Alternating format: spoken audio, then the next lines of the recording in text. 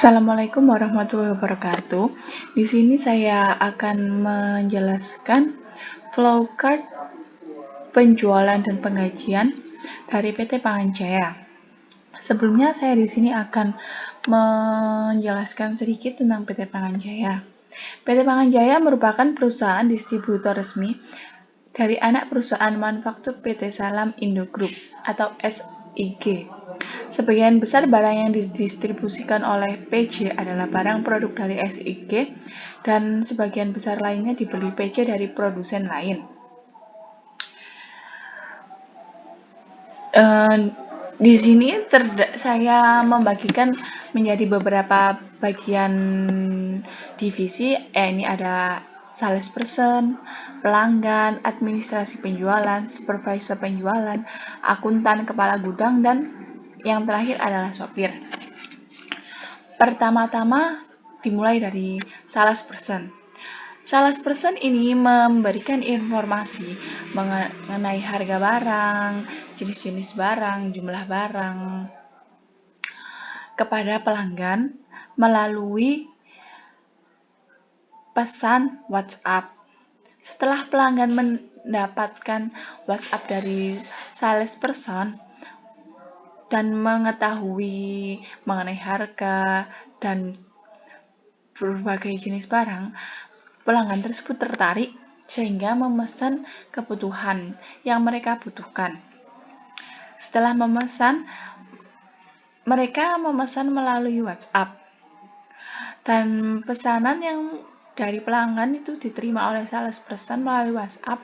Setelah dia menerima pesan dari pelanggan tersebut, salesperson pun berinisiatif untuk menawarkan kepada pelanggan apakah pelanggan tersebut melakukan 6 bulan kontrak atau hanya sekali transaksi. Penawaran tersebut dikirim melalui WhatsApp oleh salesperson kepada pelanggan. Setelah salesperson menerima tawaran dari pelanggan, pelanggan menerima penawaran dari salesperson, yakni kontrak 6 bulan atau hanya sekali transaksi, pelanggan tersebut melakukan konfirmasi kepada salesperson tentang yang mereka inginkan, antara 6 bulan kontrak dan atau hanya sekali kontrak. Setelah mendapatkan konfirmasi dari pelanggan, salesperson pun kemudian mengirimkan email konfirmasi dari pelanggan. Email konfirmasi pelanggan tersebut isinya itu tentang kontrak yang pelanggan beli, yang pelanggan mau 6 bulan atau hanya sekali transaksi.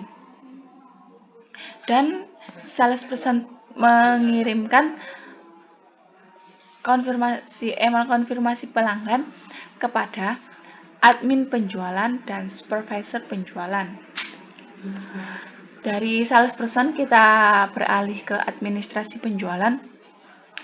Setelah administrasi penjualan menerima email dari konfirmasi dari pelanggan, kemudian dari email konfirmasi tersebut yang berisi tentang nama, alamat, jenis transaksi, dan jumlah barang yang pelanggan inginkan, admin penjualan tersebut lantas membuat faktur penjualan. Dan faktur penjualan tersebut kemudian dikirimkan oleh administrasi penjualan kepada salesperson,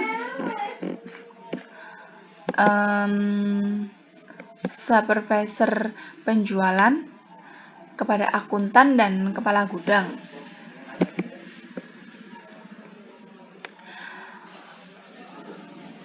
Dan faktur penjualan yang diterima oleh salesperson tersebut dari administrasi penjualan, faktur tersebut akan dikirimkan kepada penjual, kepada pembeli.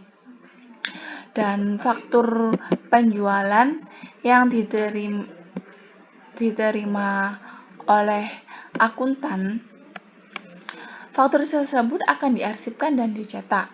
Sedangkan faktur penjualan yang diterima oleh kepala gudang, faktur tersebut juga akan dicetak dan diarsipkan.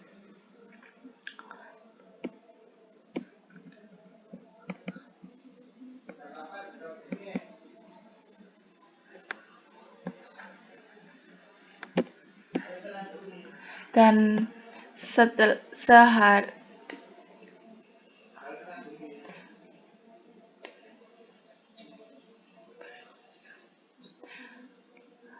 pada sehari sebelum barang tersebut dikirim oleh sopir kepada pelanggan, salesperson melakukan konfirmasi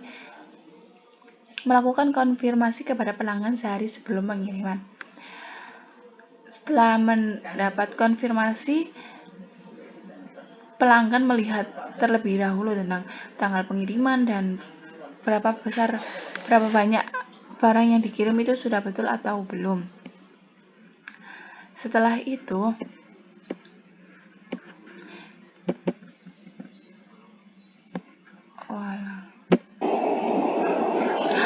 pada saat setelah salesperson mengkonfirmasi sehari sebelum pengiriman kepada pelanggan, kepala gudang mengambil arsip faktur penjualan dan menyuruh akuntan untuk membuat faktur biaya pengiriman. Setelah memperoleh kedua-duanya, kepala gudang kemudian menunjuk sopir untuk mengirimkan barang tersebut, dan setelah sopir yang ditunjuk, sopir tersebut diberikan faktur biaya pengiriman dan faktur penjualan. Setelah sopir mendapatkan tersebut, sopir melakukan pengantaran barang kepada konsumen. Setelah itu proses pengantaran dilakukan dan barang telah sampai kepada konsumen. Pelanggan menerima barang dan juga menerima faktur biaya pengiriman dan faktur penjualan yang dibawa oleh sopir. Setelah menerima hal tersebut, pelanggan memberikan cap dan tanda tangan kepada faktur dan diberikan kembali kepada Pak sopirnya, dan oleh Pak sopir faktur dan biaya pengiriman yang dicap oleh pelanggan kemudian diarsip.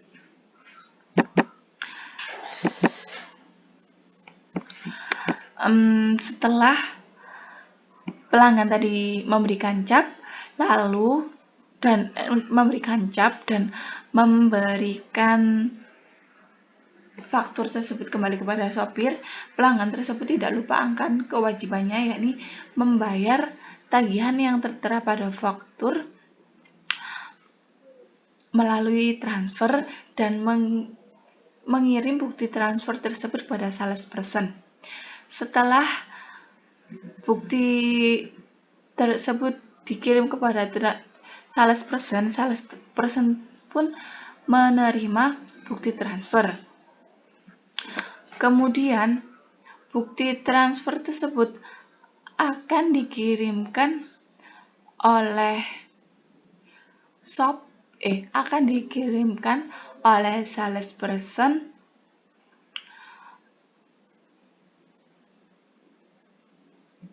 kepada akuntan melalui email.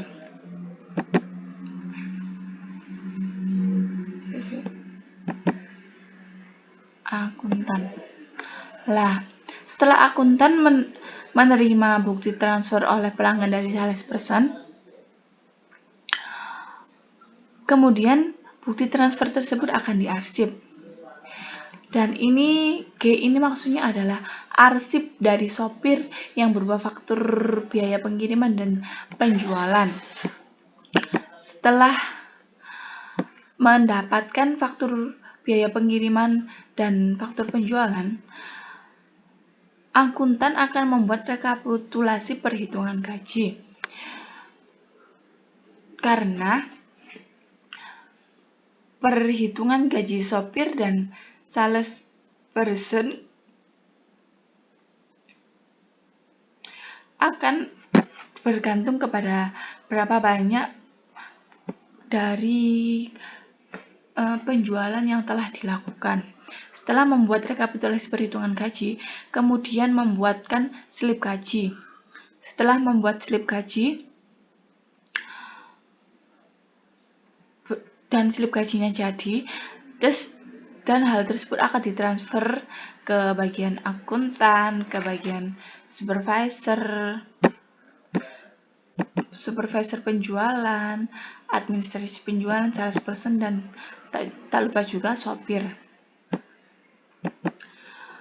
Setelah slip gaji dibuat, kemudian dicetak, dan slip gaji tersebut akan dibagikan ke setiap departemen. Ada departemen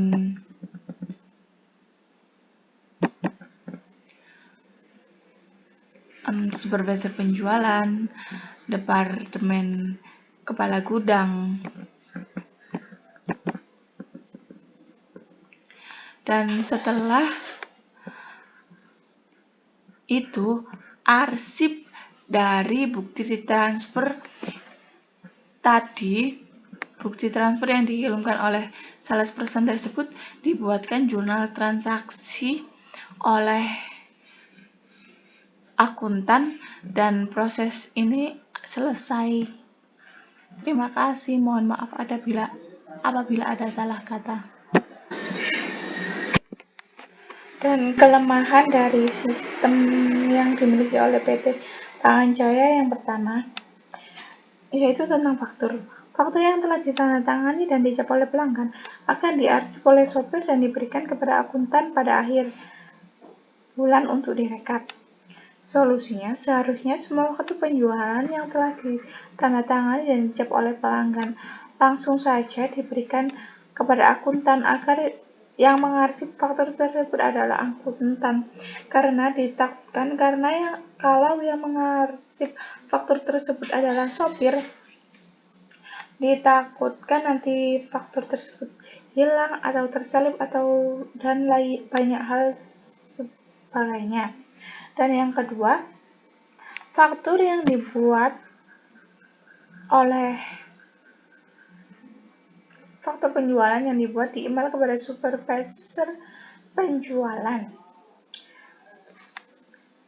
Solusinya, karena supervisor penjualan itu tidak seharusnya menerima faktur penjualan, karena tugas dari supervisor penjualan hanyalah memonitoring kegiatan penjualan dan melihat laporan penjualan pada akhir periode.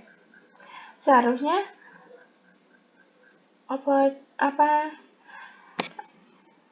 faktur penjualan hanya dikirimkan kepada salesperson, akuntan, dan kepala gudang.